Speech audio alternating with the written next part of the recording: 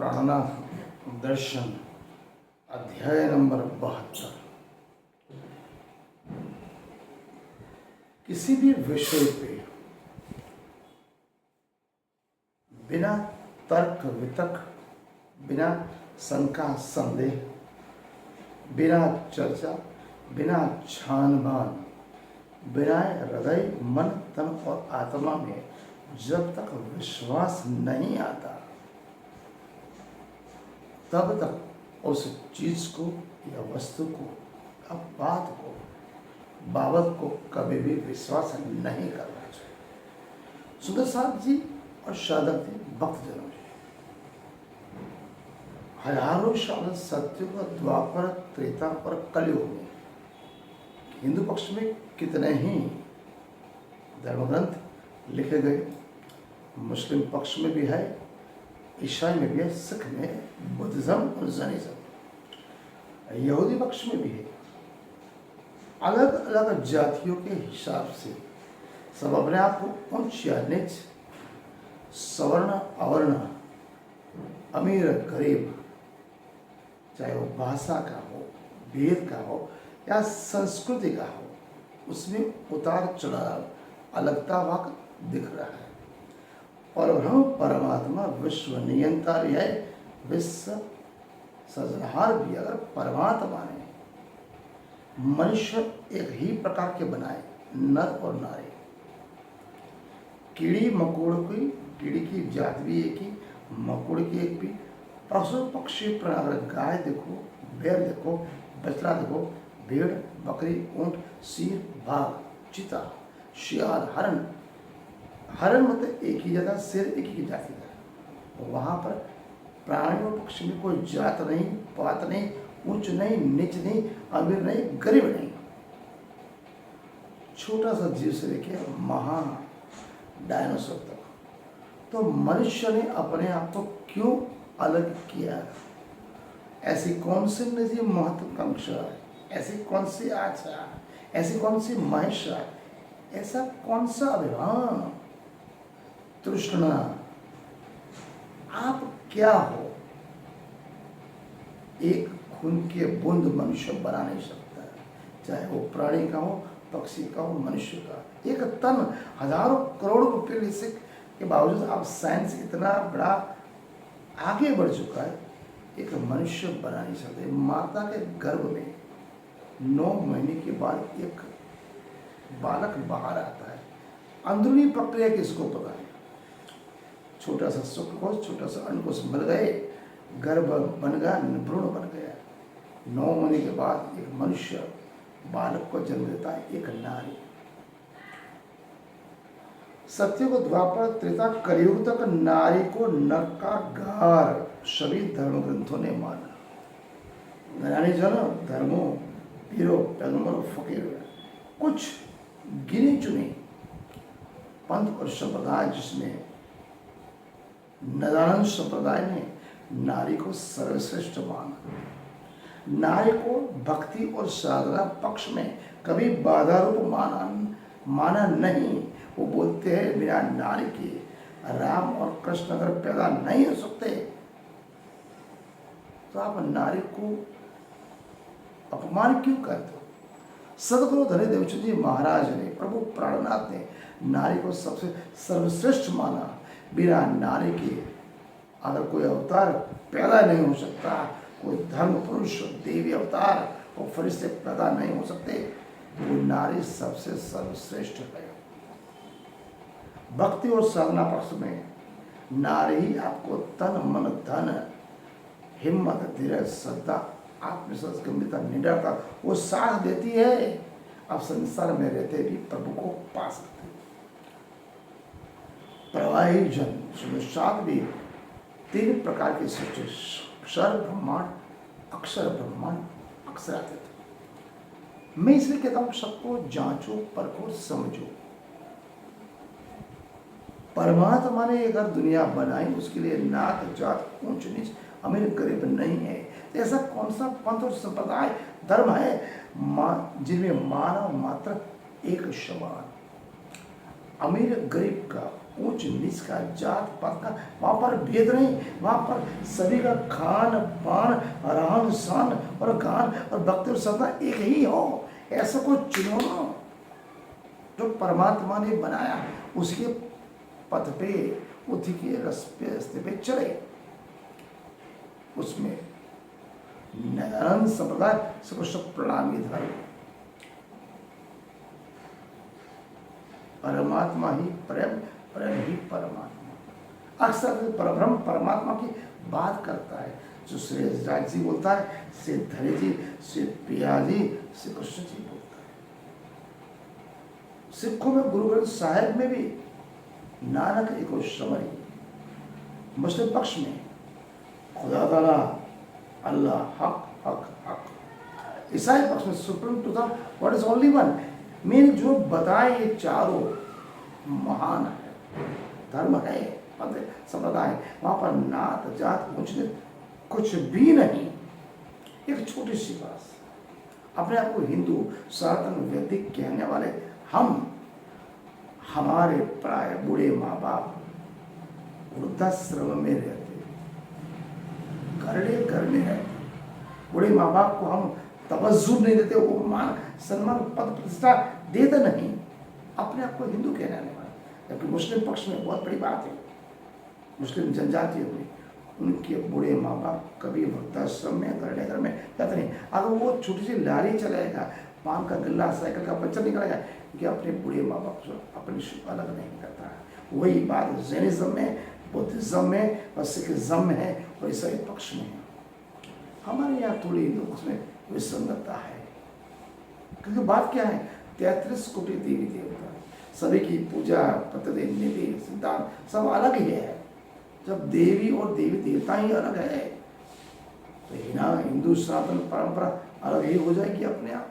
300 से ज्यादा धर्म, पद और संप्रदाय, और बोलते हैं एको ब्रह्म द्वितीयो नास्ति। एक होने की बात कहाँ है?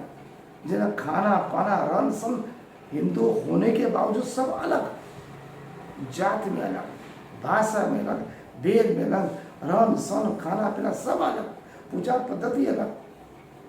सवर्ण मंदिर जा सकता, अवर्ण मंदिर जा नहीं सकता। ये कैसा हिंदू धर्म है जो खाने से लेकर रहने से लेकर संस्कृति में, धर्म में, पद में, संप्रदाय, निधि, सिद्धांत में सब जगह पे भेदभाव रखता हूं। इसलिए भक्तजनों, सदगुणों, सुंदर साथ सभी धर्म के मानक में कहना चाहता हूं, पहले अपने आप को पहचाना। हूं एम आई, मैं कौन हूं, कहां से आया, मुझे कहां जाना है, मेरा निज घर कहाँ है, मृत्यु के बाद मैं कहाँ जाऊंगा। ये बुनियादी जो प्रश्न है, किसी भी धर्म गुरु के पास जाओ, नारायण जन के पास, उसको पहले पूछो कि आपने स्वर्ग देखा है, आपने नरक देखा है, आपने परम धाम देखा है, आपको भगवान का दर्शन हुए? चमत्कार तो फालतू बातें हैं, बिना सवाल किए, बिना शंका उसका तर्क किए किसी पे विश्वास मत करो, चाहे वो किसी भी धर्म का, पंथ का, संप्रदाय का हो।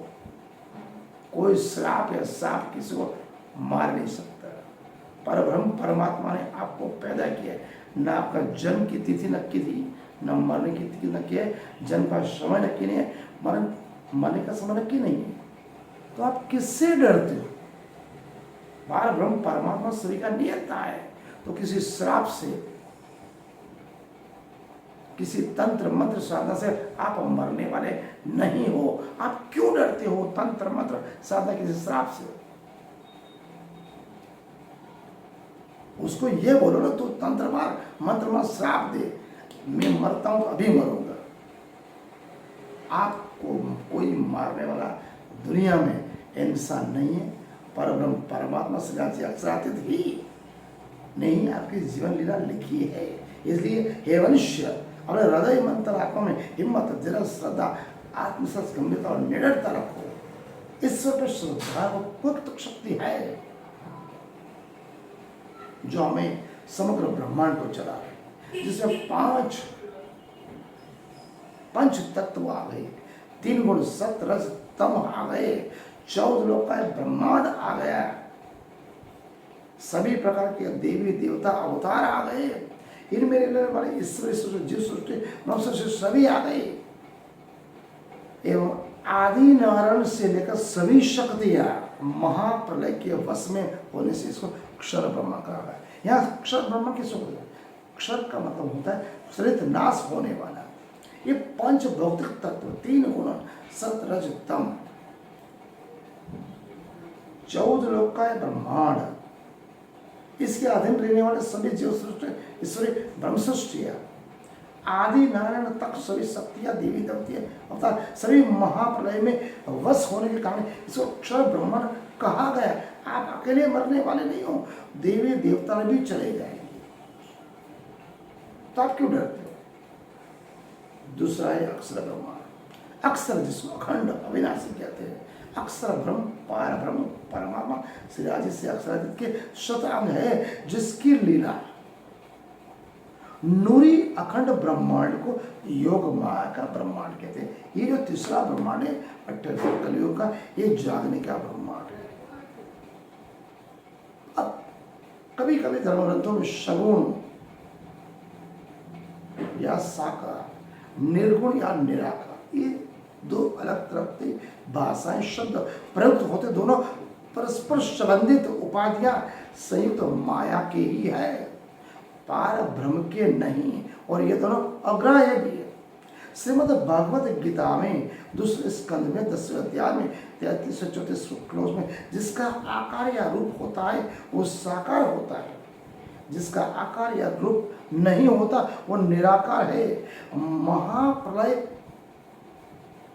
पर्यंत यहाँ सभी शक्तियां, जिसमें अवतार भी आ गए, देवी देवता भी आए, आदि नारायण तक का आकार या स्वरूप नहीं होता। इसलिए यजुर्वेद में 40वें अध्याय में 19वें श्लोक में क्या कहा है? अव्यक्त कारण अथवा निर्गुण की उपासना करने वाले, अव्यक्त कारण अथवा निर्गुण की उपासना करने वाले घोर अंधकार में, और ब्रह्म हिरण्यगर्भ की उपासना करने वाला उससे भी अधिक घोर अंधकार में जाता है। ये सब बातें ज्ञानी जनों की, धर्मगुरु संतों महंत हुए। अक्षर अक्षर ब्रह्मांड मैंने बाद में क्यों लिया?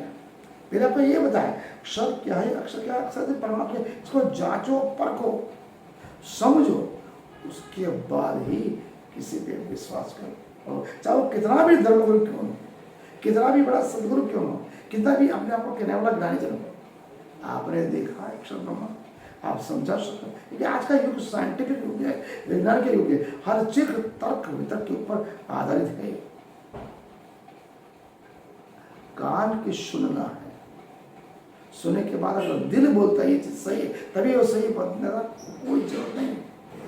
स्वयं श्री कृष्ण कहते हैं पूजा पाठ व्रत तप नियम उपवास ये सभी कर्मकांड पाखंड है, केवल मानसिक पूजा हृदय मन तन आत्मा से परब्रह्म परमात्मा की जो सेवा पूजा का की थी, मेडिटेशन ध्यान चितवन नहीं करते, वही असली चीज है।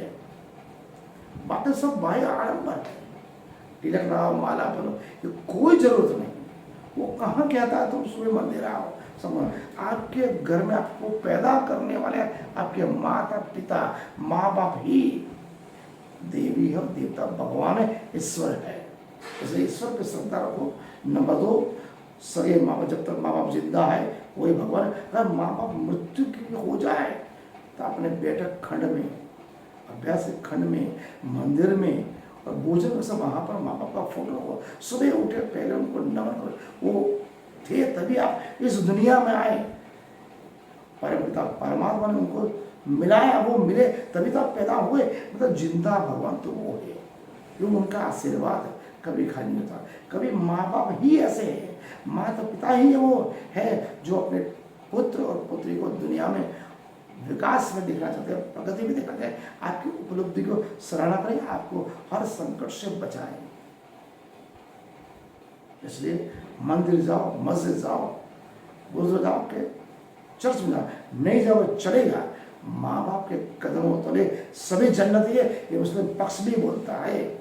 निजान संप्रदाय में माँ बाप के पक्ष में परम धाम है, उनका लो अनुभव वही आपको सच्ची राह दिखाए। पहला गुरु माता होती है। आज का अध्याय थोड़ा कड़वा है। आनंद यात्रा में प्रणाम।